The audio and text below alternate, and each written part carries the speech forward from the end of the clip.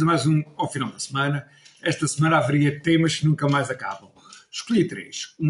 Escolhi como tema uma ameaça de greve que houve no Hospital de Braga, depois a crise nos partidos radicais em Portugal, crise ou os incidentes nos partidos radicais, portanto, Bloco e Chega em Portugal, e depois, por fim, o flic-flac de Pedro Nuno Santos. Começando pela ameaça de greve no Hospital de Braga. Pois bem, o parque automóvel onde os carros estacionam no Hospital de Braga está concessionado. E a concessionária do parque aumentou as avanças mensais em 2 euros. E face a esse aumento de 2 euros, o sindicato ameaçou que os médicos iriam fazer greve, ou poderiam fazer greve. Ora bem, eu chamo este tema para me lamentar e para olharmos para de como a greve atualmente é uma coisa absolutamente banalizada. E aquilo que devia ser a ultíssima forma de luta dos trabalhadores é a primeira forma de luta dos trabalhadores.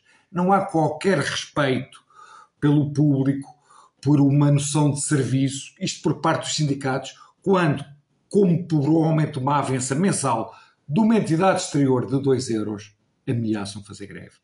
Os maquinistas pararam os comboios porque o ministro disse que era importante que houvesse controle da alcoolemia, que houvesse o chamado soprar ao balão.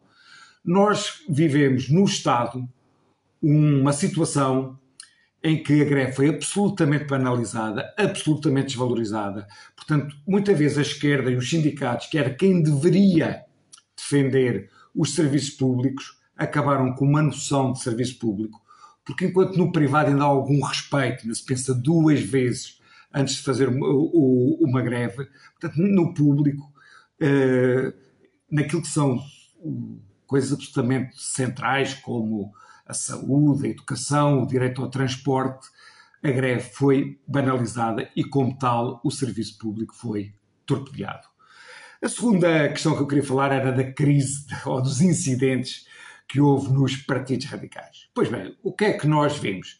Vemos que o Chega tem um deputado que roubava malas em aeroportos e vemos que o Bloco de Esquerda, digamos, faz despedimentos de forma absolutamente desumana a mulheres que estão numa situação de vulnerabilidade porque acabaram de ser mães.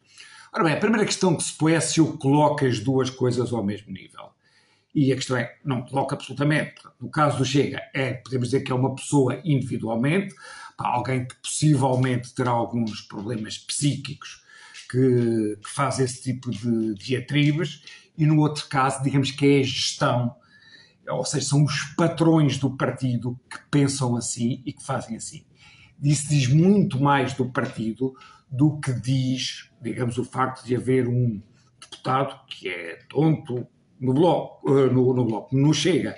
Sim, claro que o Chega também tem responsabilidades políticas dos deputados que escolhe, mas o Chega foi um partido que cresceu muito rapidamente. Portanto, ainda agora nestas autárquicas, de certeza que vamos encontrar exemplos anedóticos de candidatos do Chega, porque o partido, que é um partido de um homem só, quer dizer, uma pessoa que se deu a conhecer a fazer comentários de futebol e que era muito bom nesse tipo de despiques, nessas discussões do toma lá uma coisinha, eu marco aqui o meu pontinho. Portanto, André Ventura, de facto, é uma pessoa que tem boa vocação para isso e, tirando isso, terá 2 ou 3 pessoas de valor no partido, mas no geral são pessoas muito fracas e com as quais podem acontecer situações desse tipo. Mas desculpando eu o Chega em parte com isso, também não o desculpo totalmente noutra coisa. Imaginem que não teria sido um deputado do Chega, mas teria sido um deputado de outro partido. Imaginem o que é que o Chega não diria. Dizia que é tudo uma ladroagem, porque o Chega gosta de fazer aquelas lógicas de arrastão. São todos iguais, faria um cartaz com o deputado, como fez com o Ricardo Salgado e tudo mais.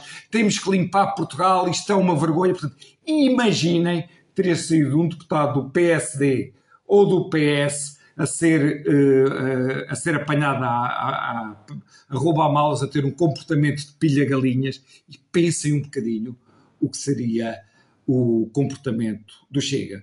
Portanto, o karma, como dizia o outro, karma is a bitch, portanto, calhou ser ao Chega, e também é bom que eles apanhem algum banho de humildade em relação a isto. Por fim, falar muito rapidamente de Pedro Nuno Santos. Ora bem, Pedro Nuno Santos adotou um discurso que antigamente era considerado de fascista, de racista e de xenófobo.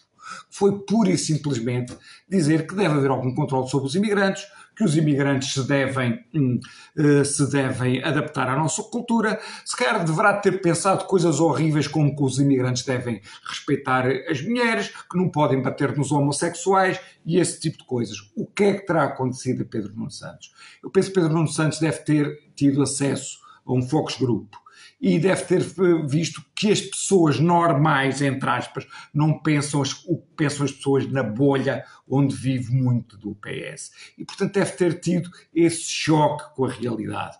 E entre suicidar o partido, que seria manter-se na bolha, ou aceitar a realidade, Pedro Nuno Santos optou por aceitar a realidade. Era isto que eu tinha para conversar convosco. Até nos vemos para a semana.